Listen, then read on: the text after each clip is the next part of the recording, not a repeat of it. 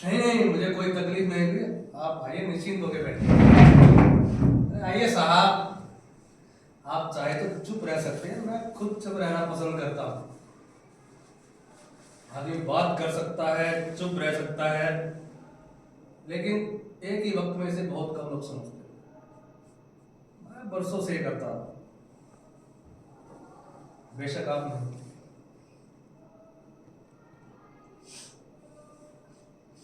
आपकी उम्र में चुप रहने का मतलब है चुप रहना, और बात करने का मतलब है बात करना। लेकिन दोनों बात एक साथ नहीं हो सकती।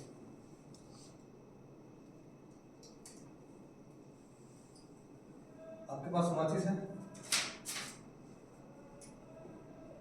आपके पास माचिस मिलेगी किसी के पास? देखिए ना, जल्दबाजी में माचिस भी भूला है।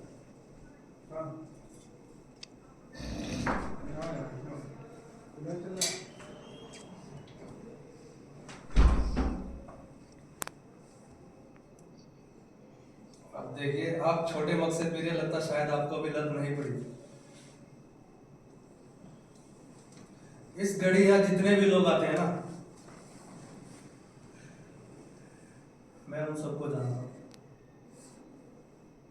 वो त्रिका सर, इधर शर्मा जी, ये जोसफ, मार्टिन, हेलो कैसे हो? लेकिन आप इनसे बात नहीं कर सकते, क्योंकि इन्होंने पहले से ही बहुत पी रखी है। ये सब आते हैं यहाँ अपनी आखिरी बियर के लिए, बाकी सभी पब तो बंद हो जाते हैं। सिर्फ एक यही तो है जो देर रात तक खुला रहता है।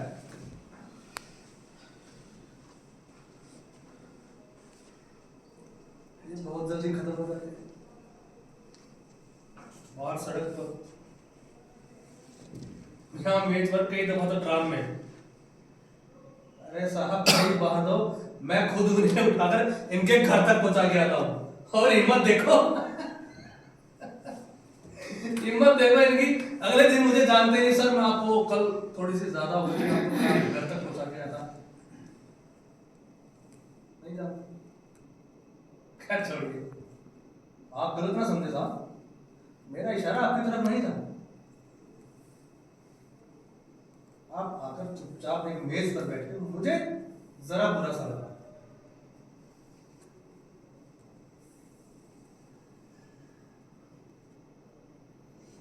नहीं, आप घबराइए नहीं, मैं अपने आप को आप पर नहीं कहूंगा। हम दोनों एक दूसरे के साथ बैठ करके अपनी अपनी बियर पर अकेले रह सकते हैं। Cheers।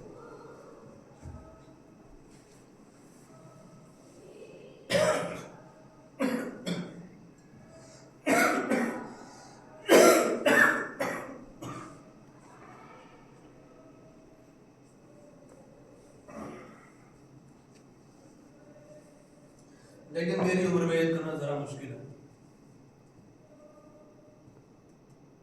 क्योंकि हर बूढ़ा आदमी थोड़ा बहुत डरा हुआ होता है।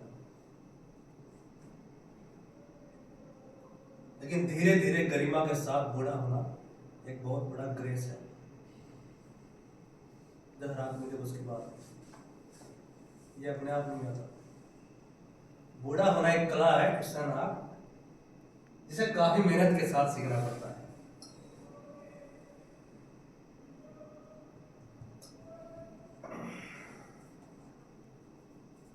क्या कहा आपने? मेरी उम्र? अरे साहब जरा अंदाजा तो लगाइए जी।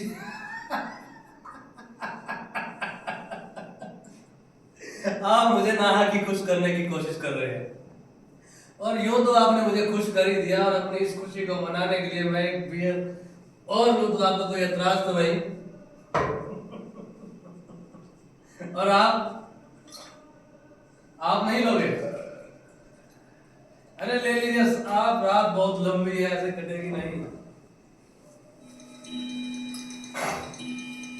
चलिए, मैं जिद नहीं करूंगा।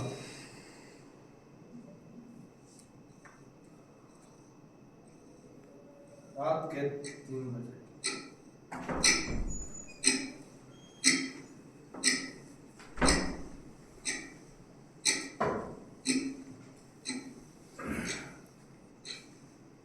और ये एक भयानक घड़ी है, और ये मैं आपको पूरे अनुभव से कहूंगा कि रात के 2 बजे आपको लगता है कि अभी रात है, लेकिन 4 बजे सुबह होने लगती है, लेकिन 3 बजे आपको लगता है कि आप ना इधर के हो ना उधर के, और अगर मृत्यु आने की कोई घड़ी है तो वो यही है साली, लेकिन आती भी तो नहीं।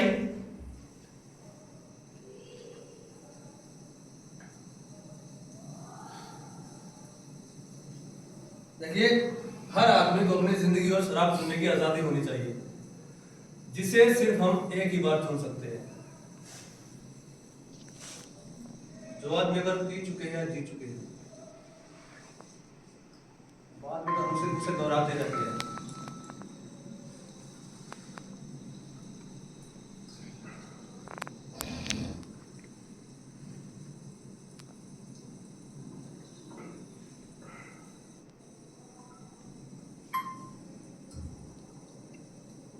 क्या आप दूसरी जिंदगी को मानते हो? मेरा मतलब मरने के बाद।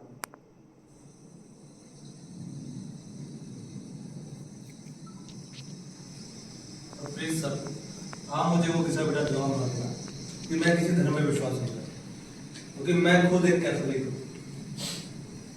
लेकिन मुझे आप लोगों का ये विश्वास बहुत दिलचस्प करता है कि आदमी मरने के बाद भी जिंदा रहता है। हम पहले एक जिंदगी पूरी करते हैं, फिर दूसरी, फिर तीसरी। अक्सर रात के समय में इस समस्या के बारे में सोचता जरूर हूँ। आप जानते हैं, मेरी उम्र में नींद इतनी आसानी से नहीं आती। नींद के लिए छटाक बंधा परवाही आता, छटाक थकान, और अगर ये दोनों चीजें आपके पास ना हो तो इसका मुआवजा आप 1.5 छटाक बियर पी के भी उठा सकते हैं।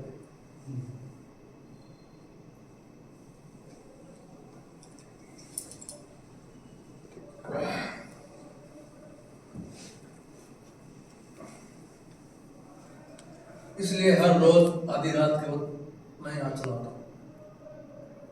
पिछले 15 वर्षों से मैं थोड़ा बहुत सोता जरूर हूँ, लेकिन पता नहीं रात के 3 बजे मेरी नींद अचानक से टूट जाती है, और फिर मैं घर में बिल्कुल अकेला नहीं रह सकता। रात के 3 बजे, जो आपको पहले नहीं कह चुका, और फिर से कहूंगा, पूरे अनुभव से कहूंगा कि रात के 2 बजे आपको लगता है कि रात है, लेकिन 4 बजे सुबह होने लगती है, लेकिन 3 बजे आपको लगता है कि आप ना इधर के हो ना उधर के।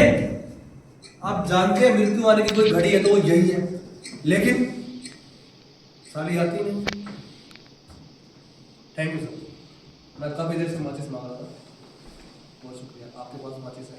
यहाँ पे तो किसी के पास माचिस ही नहीं है।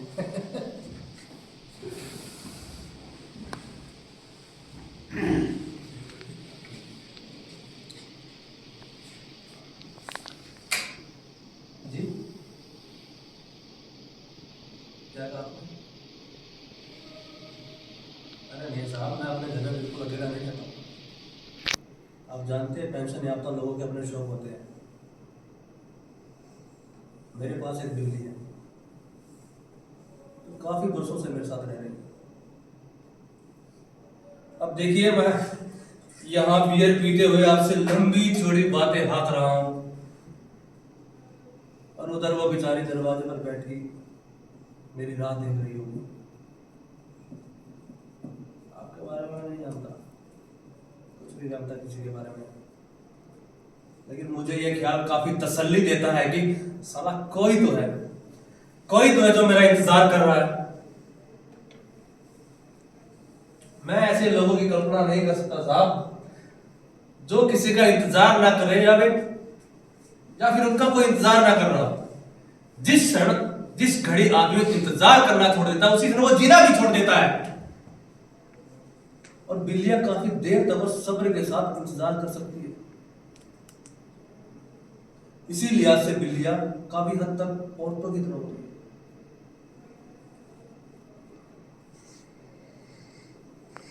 औरतों की तरह उनमें अपनी ओर खींचने की, आकर्षित करने की असाधारण सी ताकत भी होती है।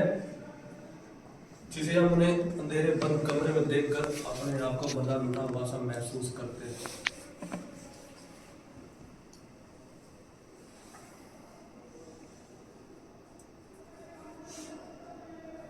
लेकिन ये डर आपको कुत्ते या दूसरे जानवरों से भी लगता होगा। वो डर निचले दर्जे का डर है, उसमें कोई खास बात नहीं है। आप एक और किनारा करके चले जाते हैं, कुत्ता दूसरी ओर चला जाता है। लेकिन कुत्ते को डर लगा रहता है कि कहीं आप उसके साथ बेईमानी न कर बैठे, और आप सहमे से रहते हैं कि कहीं आग बचाकर वो आप पर झपट ना पड़े। उस डर में कोई रहस्य, कोई रोमांच, कोई संभावना नहीं रह जाती। जो डर अक्सर आपको बिल्ली या सांप को देखने से ऊपर होता है।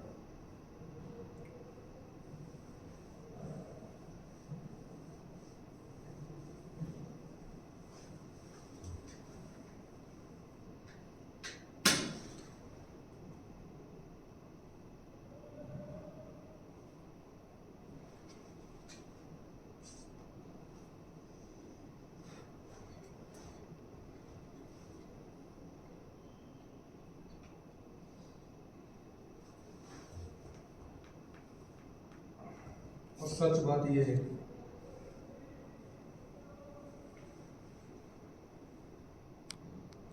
और ये मैं पूरे अनुभव से कहूंगा कि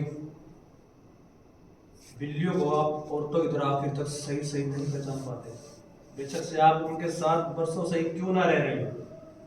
और वो इसलिए नहीं कि वे खुद जानबूझकर कोई चीज छुपा लेती, बल्कि इसलिए कि खुद आप में इतना हौसला नहीं होता कि आप उनके भीतर आखिर तक लगे दरवाजे को खोल सको। होता है आप में इतना हौसला? बताइए। मैं एक बात जानना चाहता हूं कि अक्सर हम उन्हीं चीजों की तरफ आकर्षित क्यों होते हैं जिनमें थोड़ा बहुत आतंक छिपा होता है।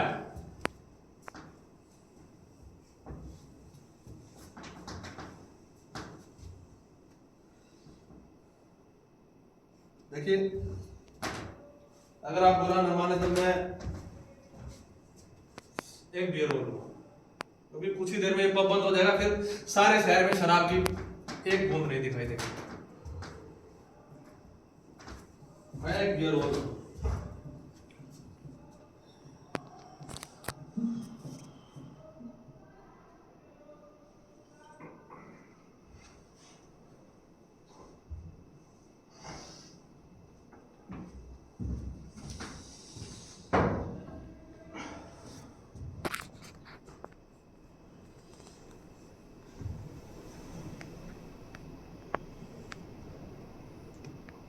आप घबराइए नहीं, मैं अपने पीने की सीमा जानता हूं।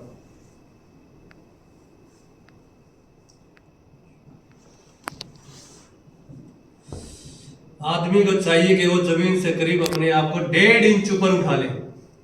1.5 इंच, इससे ज्यादा नहीं, वरना वो उठता ही जाएगा, उठता ही जाएगा, उठता ही जाएगा, और फिर इस उड़ान का अंत होगा बाहर किसी पुलिस स्टेशन के गटर या नाले में, जो ज्यादा दिलचस्प चीज नहीं है। लेकिन बेचारे कुछ लोग तो डर के मारे जमीन पर ही पांव जमाए रखते हैं। अरे ऐसे लोगों का भी पीना कोई पीना है?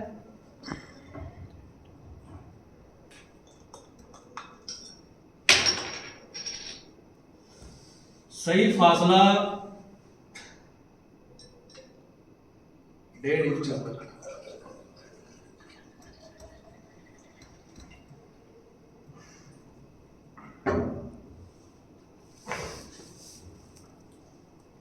हाँ, इतनी चेतना अवश्य रहनी चाहिए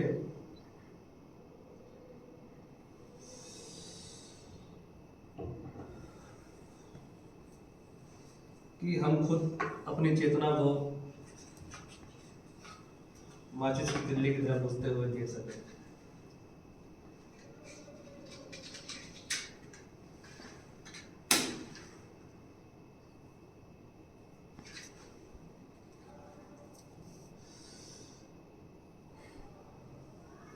और जब लोग सड़क करोड़ों के पास आ जाए तो उसे छोड़ देना चाहिए। कब तक पकड़े रहना है, कब छोड़ना है, पीने का रहस्य इसी पहचान में छिपा है।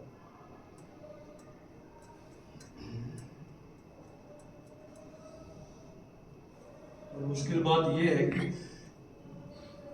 किसी भी चीज की पहचान हमें तब तक नहीं आती जब तक हम खुद अपने आप को जमीन से करीब 1.5 इंच ऊपर नहीं उठा लेते। बाद में वो किसी काम का नहीं।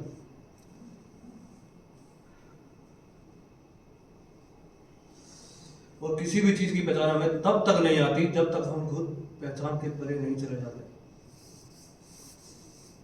आपको शायद हंसी आएगी, लेकिन मैं खुद कभी कभी कोशिश करता हूं कि किसी चीज को न जानना ही अपने आप को सुरक्षित रखने का रास्ता है। और आप इस आशा के साथ रहना सीख लेते हैं, जैसे कि आप पत्नी के साथ एक ही घर में बरसों तक रहना सीख लेते हैं। हालांकि एक संशय हमेशा बना रहता है कि वो भी आपका खेल खेल रही है। और कभी कभी आप इस संशय से छुटकारा पाने के लिए दूसरी या तीसरी स्त्री से प्रेम करने लगते हो, जो ज्यादा दिलचस्प चीज नहीं है, क्योंकि दूसरी स्त्री का अपना रहस्य होता है, तीसरी का अपना, जो आपके निराश होने की शुरुआत है। ये एक शतरंज के खेल की तरह है। आप एक चाल चलते हो, अपने विरोधी के सामने अंतहीन संभावनाएं खोल देते हैं।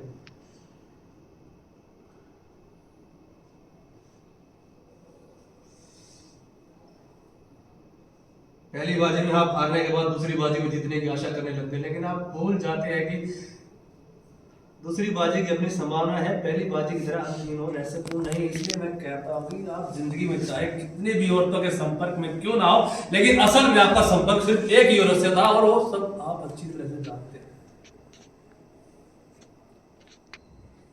देखिए,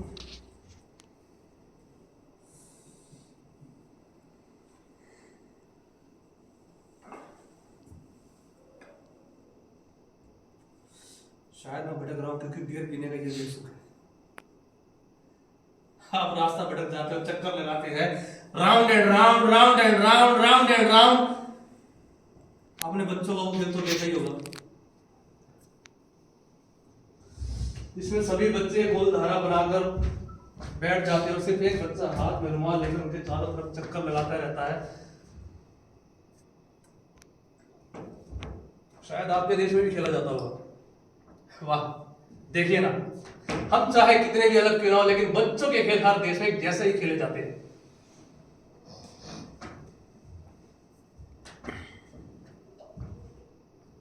जी हाँ, उन दिनों हम सबकी हालत भी कुछ ऐसी थी, क्योंकि हम में से कोई नहीं जानता था कि वे कब किसके पीछे अपना फंदा छोड़ जाएंगे।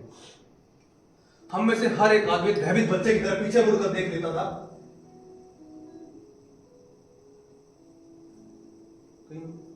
कहीं वो उसके पीछे था।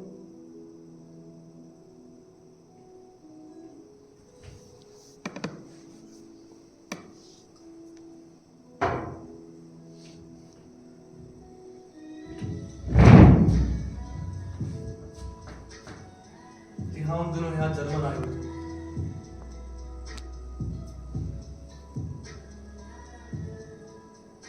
दिनों आपकी उम्र तो काफी छोटी रही होगी, लेकिन मेरी उम्र भी कुछ ज्यादा नहीं थी।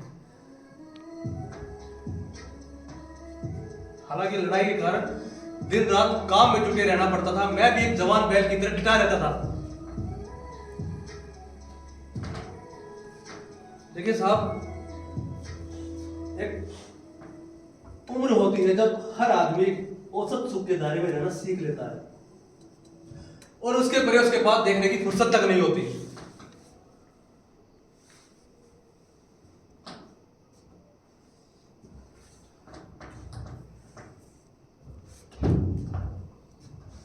और जब वो सुख के दायरे से बाहर निकलता है, फिर वही चीजें दोहराने लगता है। मेरा मतलब, अपने को बार बार दूसरे की स्थिति में रखकर उतने ही कष्ट की कल्पना करना जितना कि दूसरे ने भोगा था। उससे कम हो सकता है या कुछ ज्यादा हो सकता है, लेकिन उतना नहीं, वैसा नहीं, इतना नहीं, वैसा नहीं। नहीं नहीं, मैंने अपनी पत्नी को कष्ट भोगते नहीं देखा।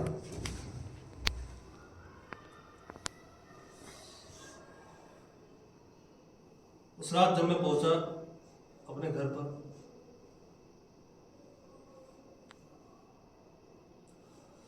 तो वे उसे ले जा चुके थे।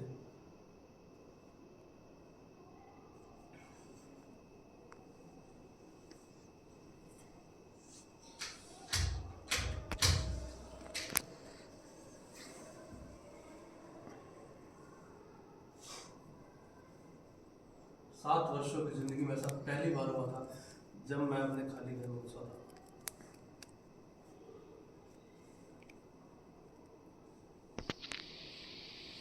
जी नहीं, दिल्ली नहीं से मैंने काफी वर्षों बाद पाना शुरू किया था।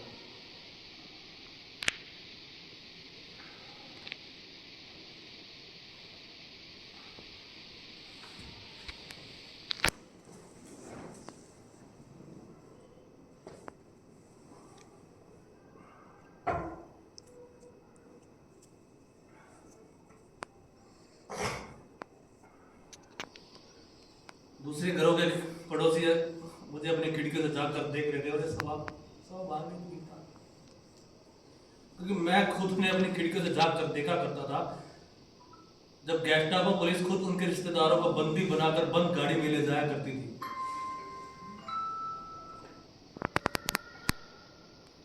लेकिन मैंने कभी ये कल्पना भी नहीं की थी कि एक दिन मैं घर पहुंचूंगा और मेरी पत्नी का कमरा खाली मिलेगा।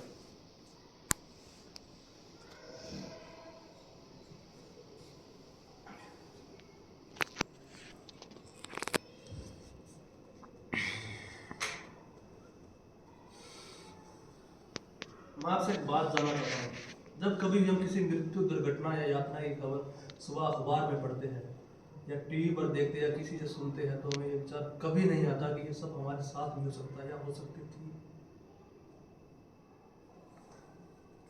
नहीं साहब, हमें तो लगता है कि ये सब तो दूसरों के लिए, हमें सबसे क्या लेना देना, भाड़ में जाए सब कुछ। वाह, आप बियर ले रहे हैं, मुझे खुशी है। आप खाली गिलास के सामने सारी रात ऐसे नहीं बैठ सकते साहब।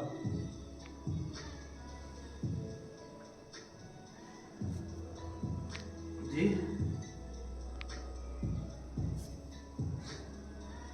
मैं जानता था आप ये प्रश्न जरूर पूछेंगे।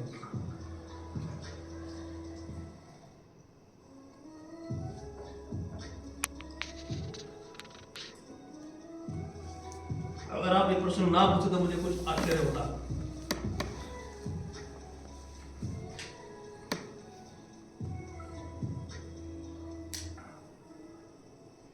शुरू में मुझे खुद कुछ समझ में नहीं आ रहा था, ये सब क्या हो रहा है मेरे साथ, क्या चल रहा है। मैंने आपसे कहा था कि दुर्घटना के वक्त आदमी बदहवास सा हो जाता है और ठीक ठीक अपनी यात्रा का अनुमान भी नहीं लगा पाता। उस रात मेरी पत्नी की चीजें चारों तरफ बिखरी पड़ी थी। मानो ऐसी कोई चीज नहीं थी जो उनके हाथों से बची रह गई। उन्होंने छोटी छोटी चीज को उलट पुलट में इतनी गहराई से देखा था।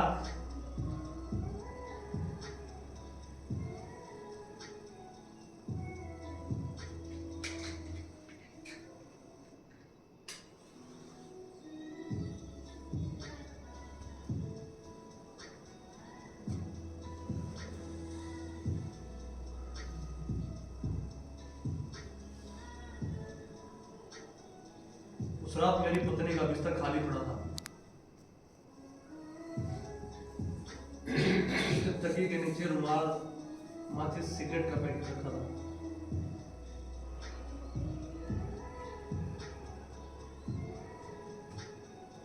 शुरू में मुझे उसकी आदत काफी करती थी, लेकिन धीरे धीरे मैं भी इसका आदी हो चुका था।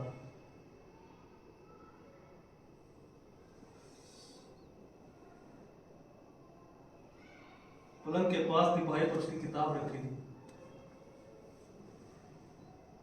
जिसे उन दिनों वो पढ़ा करती थी।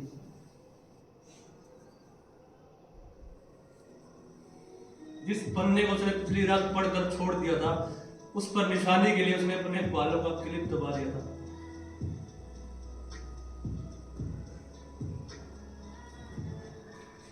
उस क्लिप पर उसके बालों की गंध जो आज तक मेरी सांसों में महकती है।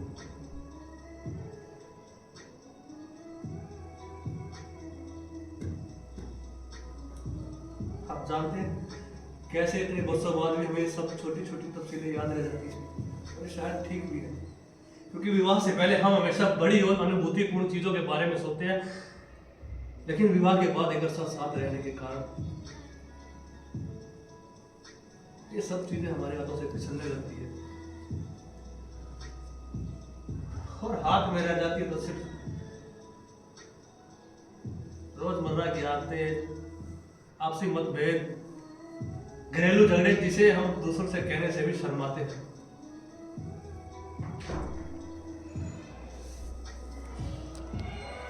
लेकिन इन सबके बिना भी जिंदगी कितनी सोनी जान पड़ती है। उस रात मैं अपने कमरे में अपनी पत्नी की चीजों के बीच अकेला बैठा रहा। उस रात मैं अपने आपे में नहीं था।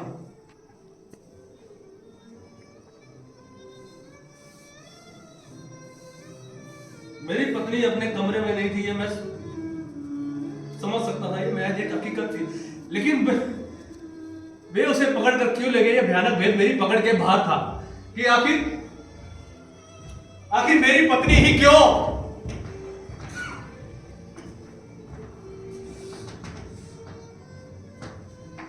आखिर मेरी पत्नी ही क्यों। उस रात मैं बार बार अपने से प्रश्न पूछता रहा कि वे उसे पकड़कर क्यों ले गए। आपको तनिक आश्चर्य होगा साहब, 7 वर्षों की विवाहित जिंदगी में मुझे पहली बार अपनी पत्नी पर संदेह हुआ था कि मानो उसने कोई चीज, ऐसी कोई चीज थी जो मुझसे छुपा कर रखी थी, जिसका मुझसे कोई साझा ही नहीं था। अरे साहब, ये तो मुझे बाद में पता चला कि गैस्टापो पुलिस तो बहुत दिनों से उसकी ताक में थी।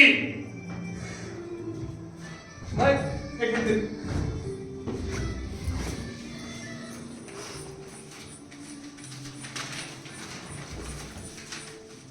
उसके बाद कुछ पंपलेट, कुछ पर्चियां गैर कानूनी,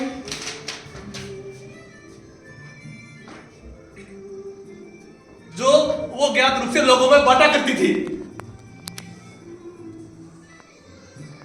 और आप जानते हैं, जर्मन अधिकारियों की नजरों में यह सबसे संगीन अपराध था।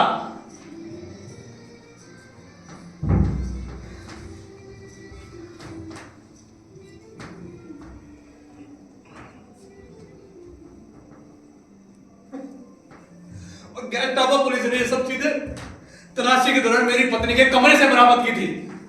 हाँ, तो ये बात दिलचस्प लगेगी कि इसका मुझसे कोई साझा ही नहीं था, इसके बारे में मुझे कुछ मालूम ही नहीं था। अरे उस रात से पहले मैं और मेरी पत्नी एक ही कमरे में सोते थे, प्रेम करते थे, और उसी कमरे में उसकी ऐसी कोई चीज थी जो उसका रहस्य, जिसके बारे में मुझे कुछ मालूम ही नहीं था।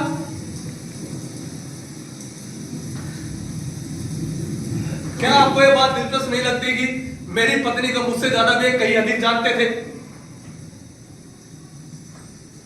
देखिए साहब, आप ठहरिए, मैं पहले अपना बियर का गिलास खत्म कर दूं।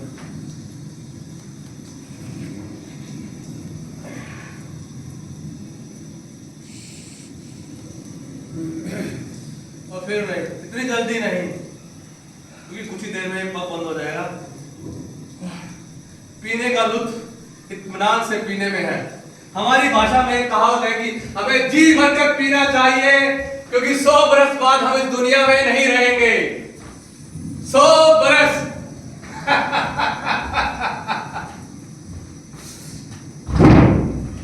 सॉरी साहब, मुझे थोड़ी चढ़ गई।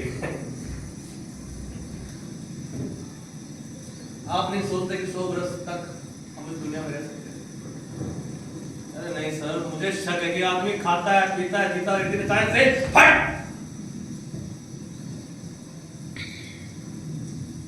भयानक चीज मरना नहीं है, भयानक चीज मरना नहीं है। अरे 7 लाखों लोग रोज मरते हैं और आप चू तक नहीं करते, चू तक।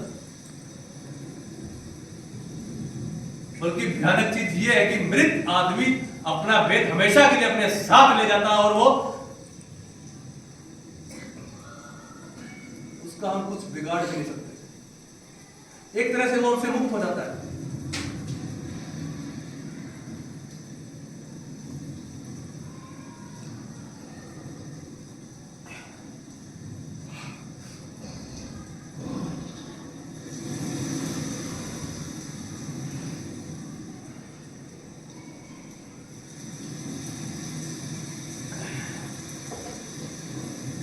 उस रात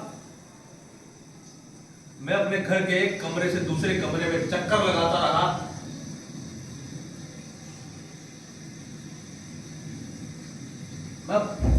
पागल हो चुका था। और आप जानते हैं, आपको ये बात सुनकर हंसी आएगी कि उस रात पुलिस के बाद मैं दूसरा आदमी था जिसने अपनी पत्नी की चीजों की फिर से तलाशी ली थी। उसकी एक एक चीज को उलट पुलट कर इतनी गहराई से देखा था और मुझे यह विश्वास नहीं हो रहा था कि वो अपने पीछे से ऐसी कोई चीज नहीं छोड़ जाएगी जिसके सारे मैं जी सकूं।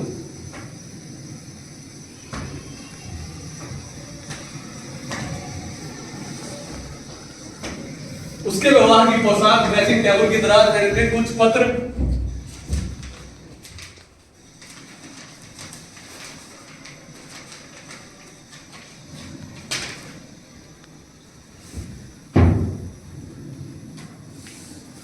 जो अक्सर मैं उन्हें लिखा करता था।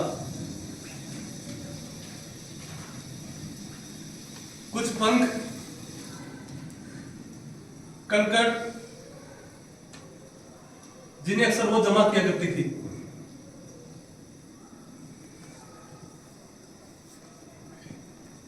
जरा सोचिए, 7 वर्षों में मैं पहली बार अपनी पत्नी की चीजों की इस तरह से तलाशी ले रहा था कि मानो उसका पति न खुद पुलिस का कोई भेदिया हो, कोई पेशेवर नौकर, और मुझे रह रहकर विश्वास नहीं हो रहा था कि मैं उससे कुछ नहीं पूछ सकूंगा, कुछ नहीं जान सकूंगा उसके बारे में, क्योंकि वो उनके हाथों से नहीं बचेगी। मैं जानता था।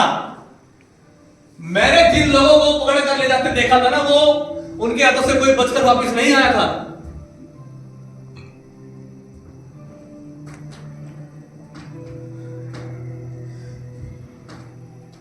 उस रात मुझे इस चीज ने इतना भयभीत नहीं किया जितना कि इस चीज ने कि मरने के बाद मैं उसके बारे में पूरा सत्य कभी नहीं जान सकूंगा। मैं जानता था कि वो अपने मरने के बाद अपने पीछे से ऐसा कोई सुराग या निशानी नहीं छोड़ के जाएगी जिसके सारे मैं उसके रहस्य को खोल सकूं, उसके रहस्य पर लगे ताले को तोड़ सकूं।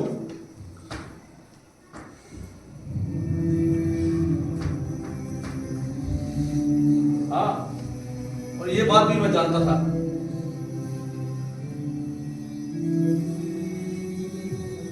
कि उसके बाद वो मेरे पास आएंगे।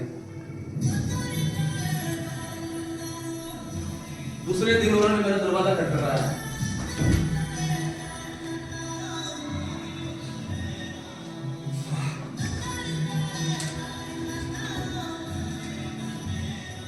मैं तैयार होकर बैठा। मुझे पता था वो आएंगे।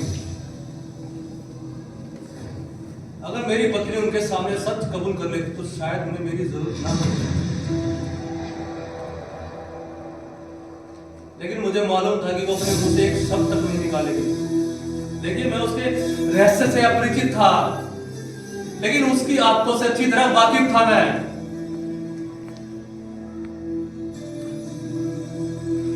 वो चुप रहना जानती थी, यात्रा चाहे कितनी भयभीत क्यों ना हो। नहीं साहब, मैंने उसकी यात्रा को अपनी आंखों से नहीं देखा, लेकिन मैं थोड़ा बहुत अनुमान तो लगा सकता हूं कि उसने कैसी और किस किस तरह की यात्राएं सही हो। थोड़ा बहुत तो अनुमान लगा सकता हूं।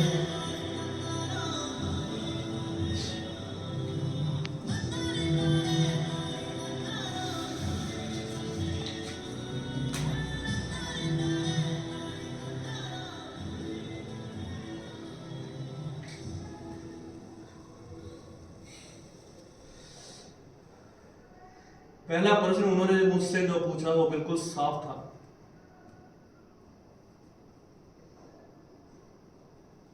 क्या आप श्रीमती के पति हो? क्या आप श्रीमती के पति हो? क्या आप श्रीमती के पति हो? जी जी हाँ साहब, मैं उसका पति हूं। मैं उनके इसी प्रश्न का जवाब सिर्फ हाँ में दे सका। बाकी प्रश्न मेरी समझ से बाहर थे।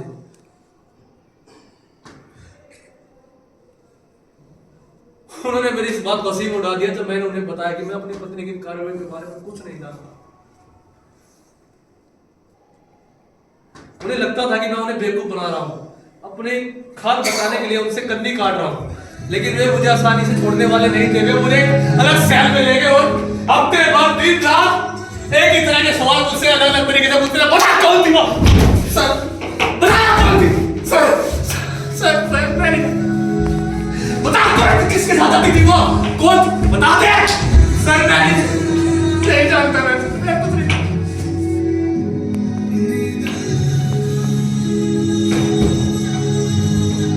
सर मैं अरे कुछ नहीं जानता सर। बता दे सर।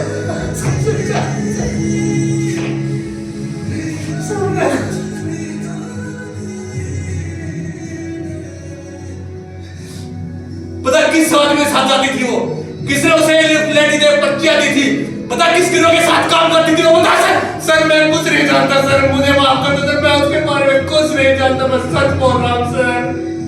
मेरी बात का विश्वास करो सर।